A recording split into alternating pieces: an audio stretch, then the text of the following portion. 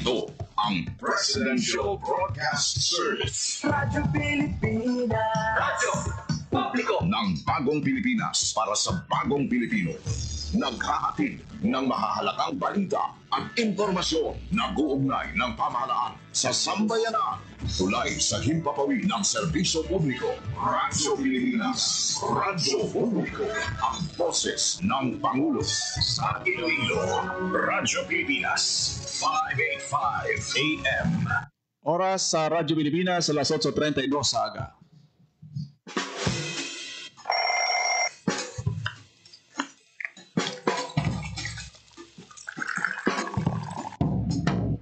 Aga sa Iloilo. Masapo. Magahod. Mabagsik. Panibagong adlaw pagkatapos ng paghuway sang gabi antes. Bagong nga paglaong. Isa naman kapag himakas sa matahong nga palaabuton. Iloilo Morning, ang programa nga kaupod ninyo sa pamahaw kunaga. Magadulong sa labing ulihi nga balita. Mga istorya halin sa Iloilo, kag iba niya bahin sang rehiyon. Mga ginahuluhang balan, kag mga trending topic sa social media. Ululupod naton at tumangon ang maayo nga aga. Magpamati na sa Iloilo Morning. Dili sa 585 kHz sa AM band sa inyong mga radyo. Radyo Pilipinas Iloilo, the only government radio station in Western Visayas.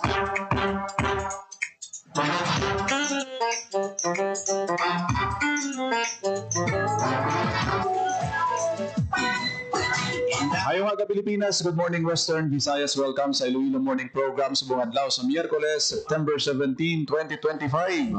Medyo maulanan ang aton sininga panahon sa palibot sa syudad sang Iloilo. Halin kahapon daw sige ang pag-inulan nga aton nga na-eksperyensyahan. Pasa ang aton nga mga dalanon, longgid sa aton sininga mga motorista. Kag hindi gin magpabasa sa ulan kay budlay kung mabasa ka sa ulan tapos kung udto gani kaysa gainit. Mando ka paang sang tiyempo kaari nga hot mo na nga usogid ang trangkaso. Sa aton sining mga kauturan subong inom sang madamo nga tubig kag vitamins, importante nga safe kag secure ang aton nga kaugalingon sa pamanatian. Ano gigita tipigan gid ang aton nga ikaayong lawas. Subong adlaw madamo kita sa mga talalupang don nga mga balita para sa inyo. Makuntagit sang tunay. Una-una nato ni Anay ang ginpapanaog nga Executive Order number 084 ni Iloilo City Mayor Raisa Treñas. Hapon nga adlaw nga nagatukod Sa balay. sang Iloilo City Infrastructure Coordination Committee.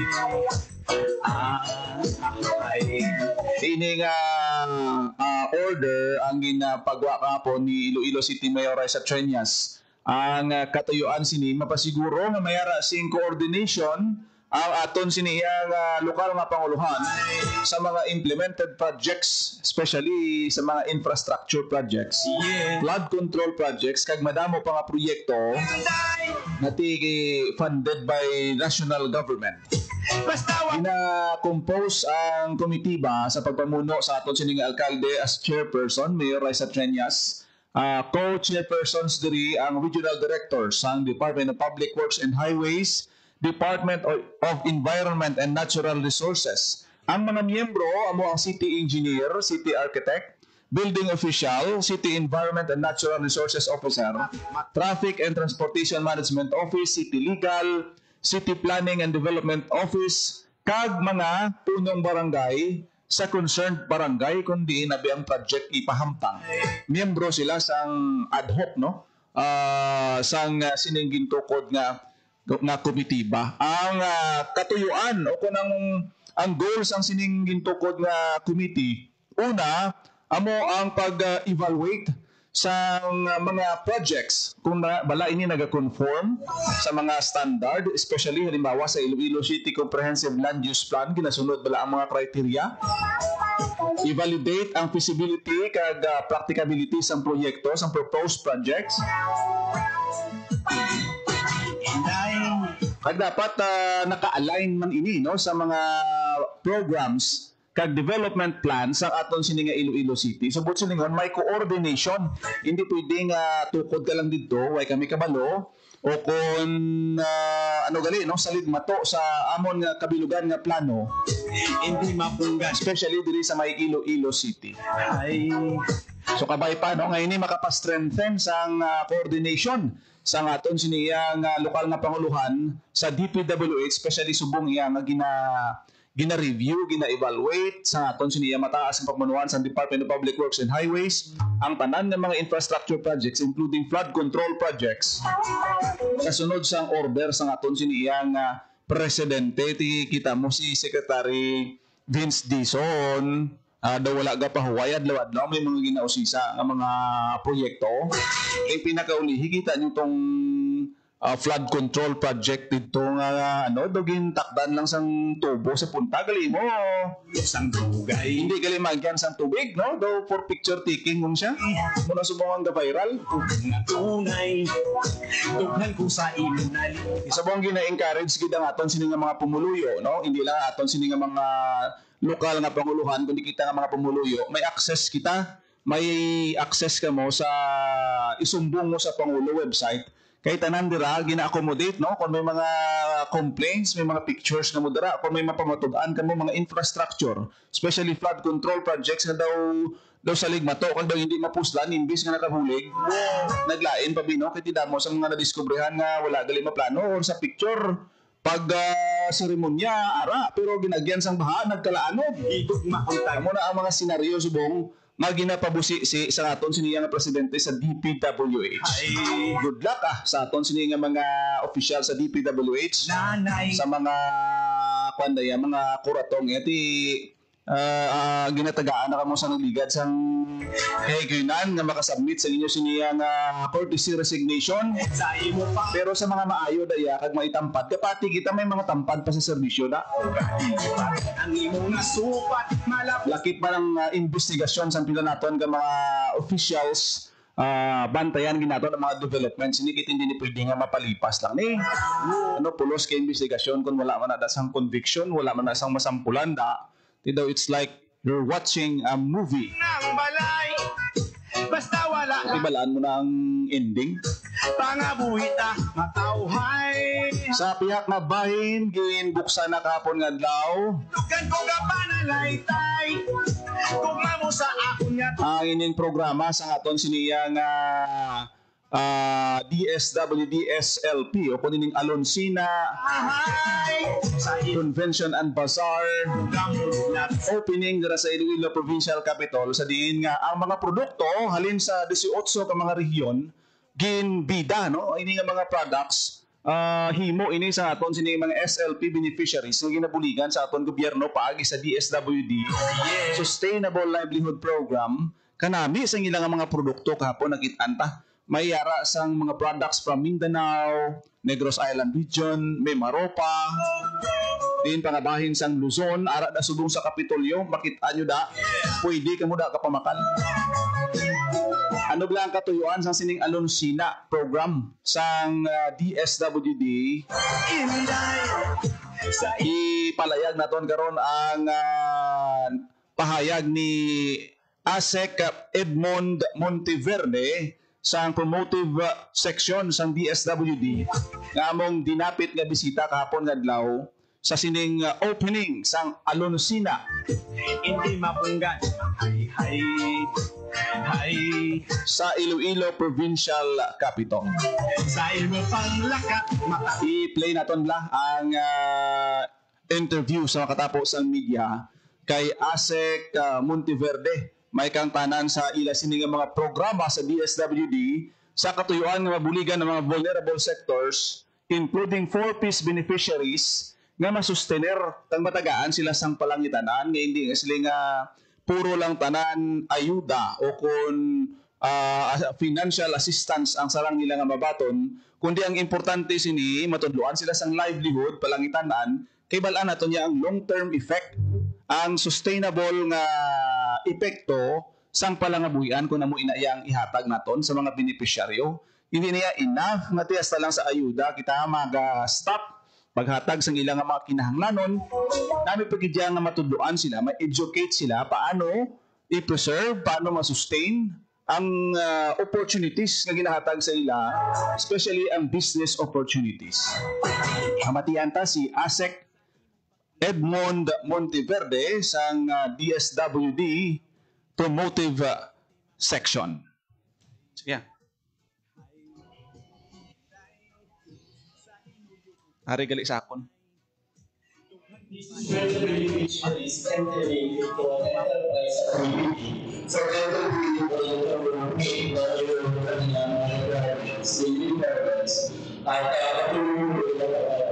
So these are the basic information for region 1 to region 4, Calaga, and so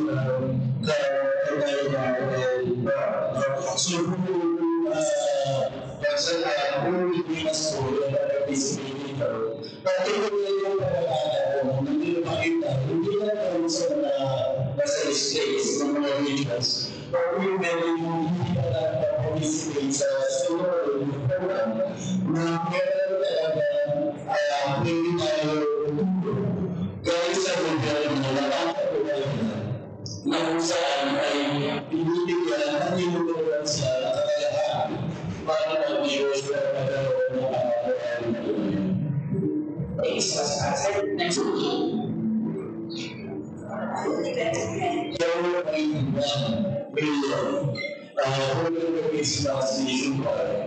And that number, we have 2.1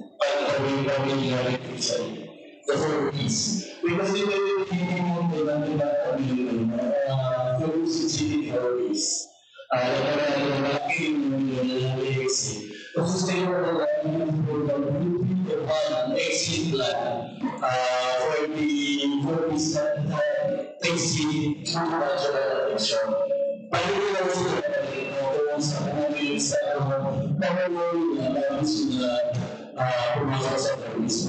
besides, so we have to continue the sustainability of our status as well as library project and support for the health and education. Initial drafts of the library system. May kasi namin sa pagkakaroon na sila sa Lula. Yung project assistance for the PPKG around 300,000. This year we used the association PPKG program expert to enhance the project.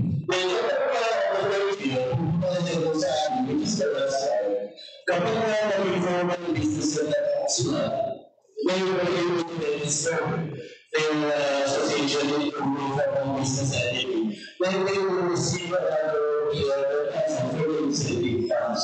So you bring that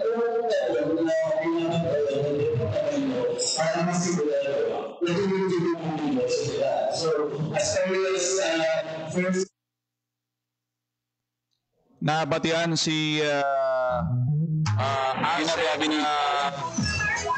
Edmond Monteverde sa promotive section sa DSWD nga nagtiglawas kapon kay Secretary Rex Gatchalian sa sining opening sang Alinsuna Bazaar and Convention. Nagmi produkto da subong sa may provincial capital kay selected ini nga mga SLP beneficiaries. Sila niya mga consistent sa ilang mga produkto coming from different regions.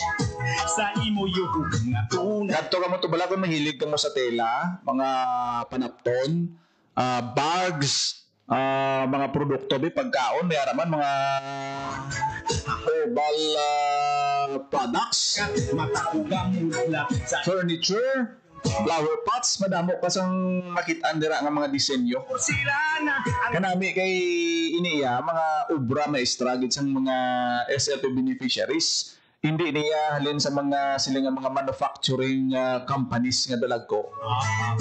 Kung magbakal ka mo sinida ko nga bulig sila palangitanan kay diretso gid niya ang ginansya nila, ang ilang kita sa sining mga SLP beneficiaries nato na ginabuligan sang DSWD. Ay, Inday. Amo na ang kinalain niya ti ang goal sang DSWD nga sa pagtakop sang sining nga bazaar hasta sa September 18 no kundi kita magsala buwas nga adlaw maubos bakal ang ini nga mga produkto nga ginabaligya kay ti budlay man giginbiyahe nila naging karga pa nila guro sa Roro iban kabugati kinarton sang produkto ilagin dala kung mabakal pagpuli nila wala na sila dalon no maganang ila bagahe siguro kung magpuli sila sa ila lugar laban-laban madala sila more pa na lang biskot so mga pasalubong halin sa Iloilo kay ti ang iban sa ila baguhanon kag first time nga nakapadulong mo diri sa syudad sang Iloilo gusto nila matilawan kung ano ang mga best products mapabugal sa mga Ilonggo ti in exchange ang ilang mga goods kung mabakali na ti kundi mayaraman sila sang pampasalubong sa ila pamilya kung magpuli sila Ako sa imo nalipay. so dako gid ni nga opportunity kani kung may nanamian ka mo kadto ka mo to sa Kapitol wala man entrance na sila nga pagsulod mo bayad ka dayon Supat. tapos tanaw ko da libre ini ang entrance da sa may provincial Capitol kag ang mga baligya ara gidada sa alagyan no pasulod sa entrance sa aton siniya nga Kapitolyo Provincial. Oras sa Radyo Pilipinas alas 8:49 sa aga sa pagpangalagad sa programa Iloilo Morning.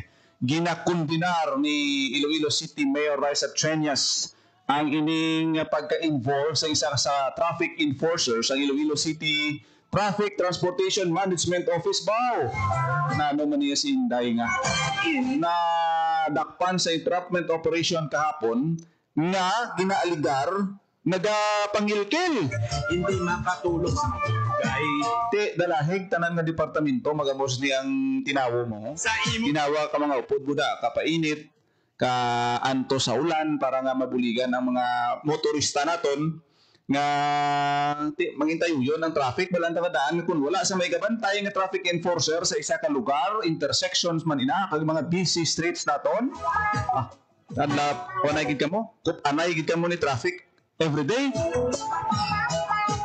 yun man duwa ni Mayor Raisa Treñas si TTMO Head Oldarico Garbanzos nga imbestigaran magkooperar sa kapulisan sa imo pag kung ano ang mahimo para nga mapasakaan sang administrative nga panumbungon ang mga involved sa siniyang extortion activity nga ginkaulamiran sa isa ka miyembro sang Iloilo City Traffic Transportation Management Office. Tughan ko sa imo. Wala lang naging pangalanan kay daw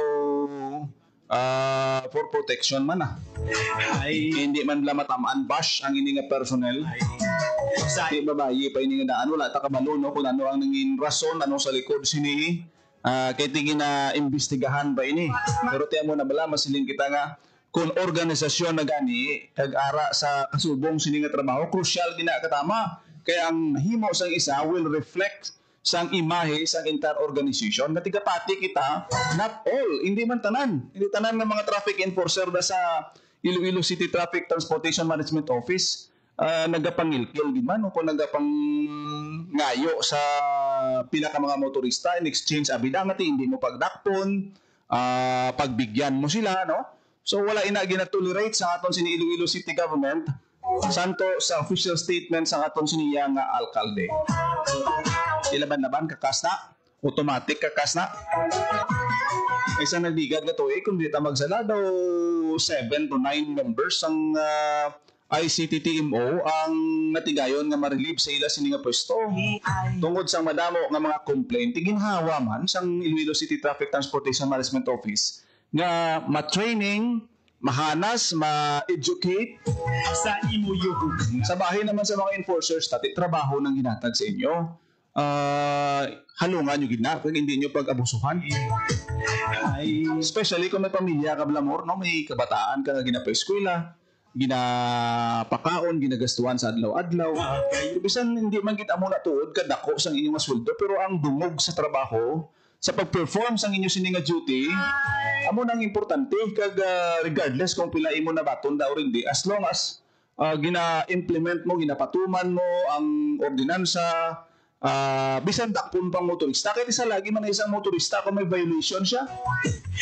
Santo sa aton sini nga ordinansa, kamo ang tinugyanan para magpanakop, magdisiplina, magpanaway, magtiket sa mga salawayon ta mga motorista. Kita mo damo giman di pasaway nga mga driver sa Iloilo City.